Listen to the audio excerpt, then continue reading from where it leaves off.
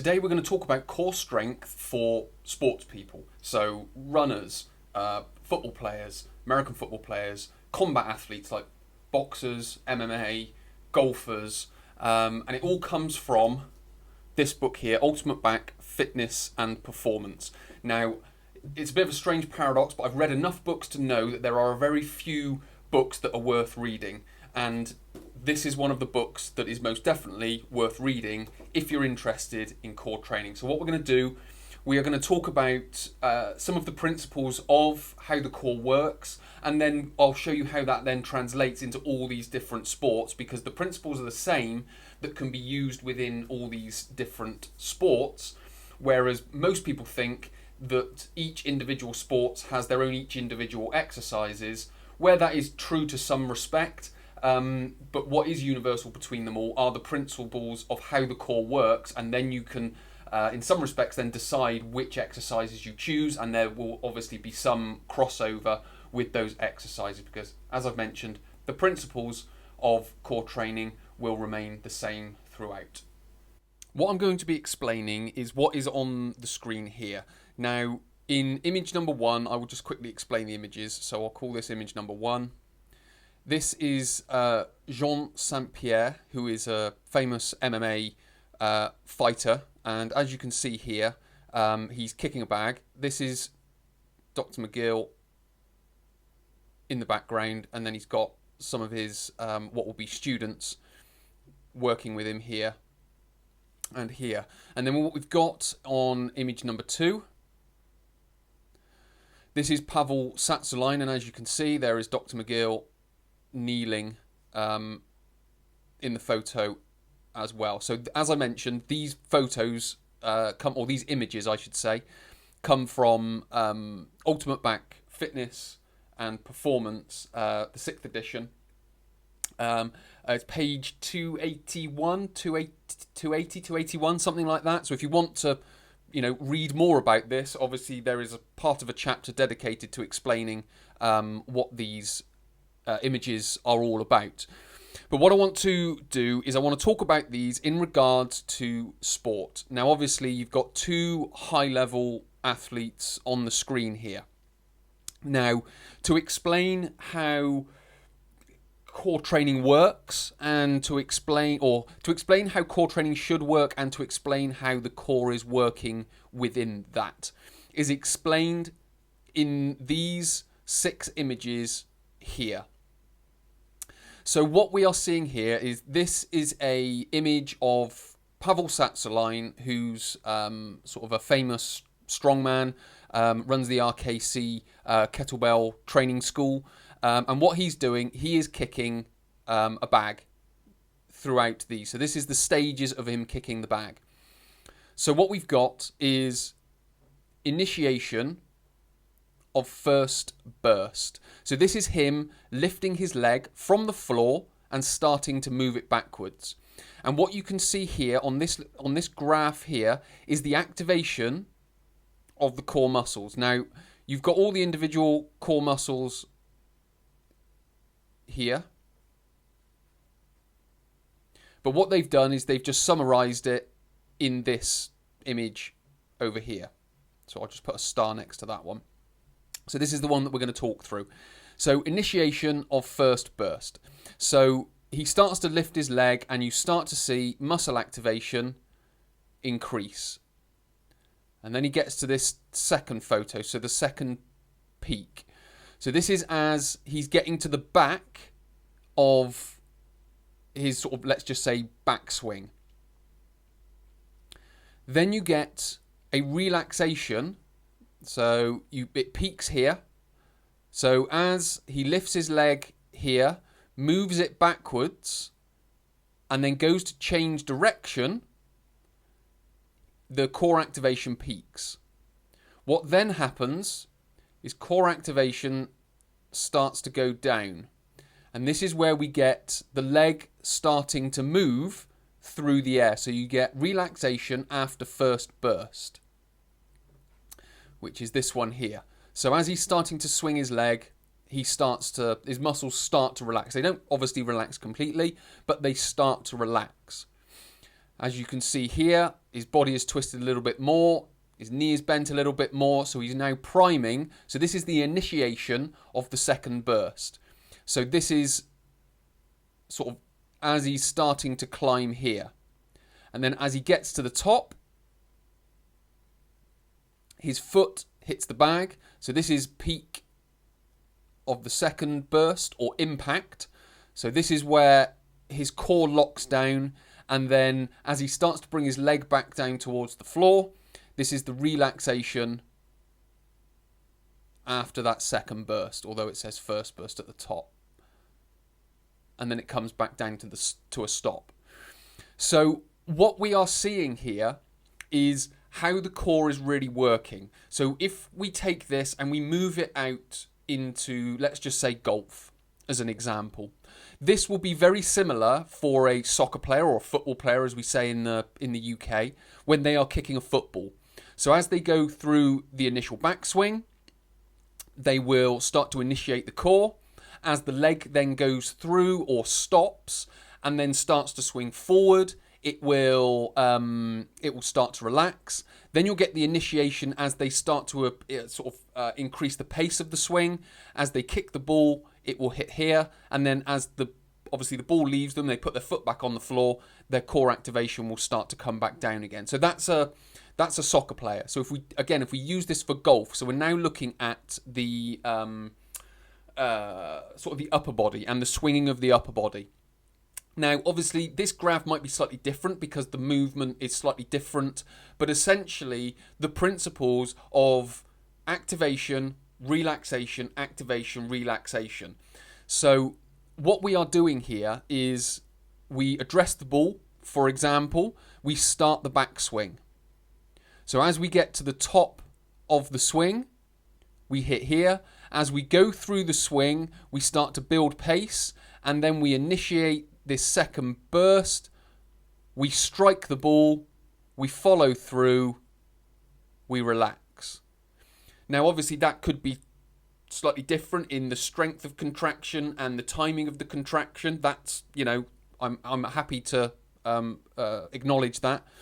But what is happening is you will have this similar type of pattern. Now, why is this important? Because it changes the way we think about core training.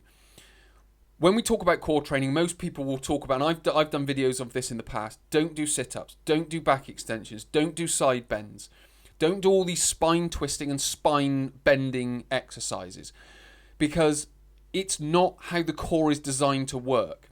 If you look throughout all of this, if you could see his spine throughout all of this, he's basically maintaining a neutral posture through the spine, through the spine, through the spine, through the spine. So throughout all of that, he has not flexed the spine, he has not bent the spine, and he has not twisted the spine. He has initiated the movement from the hips, and then he has driven the movement from the hips. If you watch a boxer, they will initiate the movement from the hips. They will initiate the power from the hips. What their spine and their torso is designed to do is hold that core firm so it doesn't leak energy if it twists, bends, flexes, or whatever. So what we are doing is we are maintaining a stiff torso. So again, if you read Ultimate Back Fitness and Performance, he talks you through this in various stages. This is just one part of a greater process. So he talks about, first of all, we have to understand super stiffness, which is basically bracing the torso, bracing the abdominal wall, the lats, the traps. So we're essentially bracing the torso to hold firm. So once we've done that, so we might do that in isolation. Now you can do that using a plank, using a side plank. So these are the exercises that I've promoted, and this is why I've promoted them. Because we can start to develop the ability to brace the abdominals and create this super stiffness through the torso. We're doing it in a slow and controlled manner, so we are able to ingrain it in the brain. What we can then do, as we've started to understand what the shoulders need to be doing, what the hips need to be doing, what the abdominal wall needs to be doing, what the lats need to be doing, what the traps need to be doing, what we can then start doing is adding in movement on top. So if you've seen a lot of my videos, I will talk about the plank, the side plank, the bridge, and the bird dog a lot. This is where I recommend people starting, because it gives people that opportunity to learn in a static posture so they can think about what they're doing over a period of 10, 20, 30, 40, even 60 seconds, about what all their different parts of the body are doing, what it feels like to brace the abdominals, what it feels like to brace the abdominals and engage the lats, what it feels like to brace the abdominals, engage the lats, engage the traps, and breathe.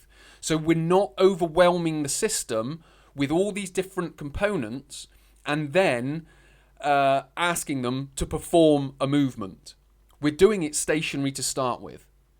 And what we are then doing, once we've got all those different components together and we've, in some respect, integrated them and created one unit from that, we can then start to think about, okay, I'm going to do all of these things. So brace the abdominals, brace the lats, brace the traps, and breathe, as well as hinging at the hip, maintaining a neutral spine.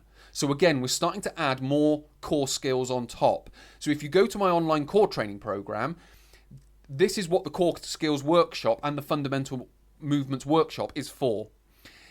It's about learning these movements. So we do these exercises, the plank, the side plank, the bridge, the bird dog. We do those first, plus a few others. But what we also do is we go to the workshops for the core skills and the fundamental movements. So we can start implementing that as we go along. What we can then start to do is then start to add velocity to it and power to it. So we can start moving limbs faster. But what we are trying to do all along this way is we are trying to train the brain and the nervous system to be able to do it. Because what comes next, so we've learned the super stiffness. So again, I'm going back to ultimate fitness and performance now. So we learn super stiffness. What we then need to learn is the ability, so as we start integrating movement into it, is we need to start learning contraction and relaxation. So quick contraction and quick relaxation. Now that doesn't mean 100% contraction and then 0% relaxation or 100% relaxation. What it means is being able to hold tight and then loosen it slightly. So it might only be we tighten to 80% and then we loosen off back to 50%. So we are training that because within these these 6 images, that's exactly what is happening. Is he's gone through the stages of contract, or he's peaked here. Relax, contract, relax. So he's gone contraction, relaxation in that one movement. And then we're able to prime that by training it. Now, obviously, you're going to be doing this if you are an athlete, if you play football, if you play golf or soccer or any field sport, American football, basketball, whatever it can be, anything that involves changing of direction. Tennis will be another, all sports, the list goes on. So you will be doing this throughout that. What will make you better is how well you can do it, how well it's timed, and how well you can contract and relax. Now, you can train these types of movements in a formal environment in the gym. Now, again, you're not necessarily training them for the sake of doing the exercise. You're training them or using them to be able to perform this mechanism of super stiffness, but then adding the pulses on top of contract and relax. So you might use medicine ball slams, medicine ball throws. You might use chopping with a cable and reverse chopping with a cable, which is essentially pulling a cable down or up. You've got kettlebells, which is another great exercise for training this contract, relax. So you've got the swings, the snatches, the cleans, the push presses, all these different types of movements. Olympic lifters will do it the same. As I've mentioned, you can grab a barbell and do a cleaning movement or a snatch movement. Obviously, there is a technical proficiency that the individual needs to be able to perform these movements, but what you need first is the ability to manage what the core is doing. So you've got all of these different things that you're trying to manage with the core, and then you're trying to perform the exercise of throwing a medicine ball, of chopping a cable, whatever it might be. So we are, when we are training, we're not just going in. So if someone is saying, right, to build your core strength, you need to be doing these 5 exercises, and they're just showing you the 5 exercises. What goes underneath doing those 5 exercises are all these different components. Can your brain compute, and can you consciously feel as you're going through these movements, what is my abdominal wall doing? What are my lats doing? How well am I rotating from my hips? Am I breathing as I'm meant to be breathing? Can I feel the contraction and relaxation of the core as I'm doing it? Can I feel the transition between the two? So you've got all of these underlying core skills, as I call them. Again, as I mentioned in my online training programs, this is built in because, yes, I'm teaching you exercise, but what I'm trying to do is teach you how to exercise and the core skills that underlie performing these exercises, let's just say, quote unquote, correctly. So what we've got to be able to do is be able to put these principles in place, and then we can start developing the movement on top of them. What most people try and do is they try and do the exercise without all this underlying foundation. All I'm doing is saying, let's build the house from the foundation up rather than from the roof down, because the exercise is the roof or the sport. What I'm saying is let's build a solid foundation of the core skills of bracing the abdominals, of hinging at the hip, of breathing correctly. All these different things, being aware of what our joints are doing, building our mobility and stability within those joints. So we're trying to build that. Then we build the movements on top of it. Then we start integrating that into exercise using the plank, side plank, bird dog and bridge. And then we start developing that out into medicine ball throws, medicine ball slams, battle ropes, kettlebell, all these different types of mechanisms. But what we're doing is we are using the body correctly within all of these exercises. We're not just swinging a kettlebell because we think it looks good or because it's the latest trend. We're not slamming a medicine ball into the floor because it's, we think it's developing our power or whatever. We are doing it with all these skills integrated, and we are conscious of being able to do them whilst we perform the exercise. Then what we are able to then do is transfer those skills from the formal environment in the gym and then take it out into the sporting environment on the field, on the court, on the golf course, in the ring, all these types of things. So we're a lot more conscious of the movements that we're performing and how we are performing them. So there's a lot of sort of skills and to become competent at, but we've got to start to be able to then add it out into exercise. So I've talked a lot about that, but I've tried to use these images because this will be the same. You can watch, if you watch the DVD of Ultimate Back Fitness and Performance, you can watch Jean St. Pierre kicking the bag, punching the bag, and how he's doing it. And they've got, which you can just about see here, this guy at the back, he's holding all these wires up because what they've got on him is this belt here, which have got all these electrodes around the back. So they're able to monitor his muscle activation throughout these different movements as he's punching, as he's kicking. So it's very, in some respects, technical, but it's very simple at the same time. And I should mention it's George St. Pierre, not John, which I said at the start and throughout. So thanks for watching. I hope this has been helpful. Hopefully it's explained a few things as to why I'm teaching what I'm teaching. Hopefully explained some exercises to miss and to not bother with because they're not that effective. They're not only bad for the spine, but they're not actually that good for your core, so just avoid them. And focus on the core skills, build the fundamental movements, and then translate that out into exercise, and then translate that out into a sporting performance of your choice. So many thanks for watching. My name is Chris from Christopher Holt Training, and I will speak to you in the next tutorial.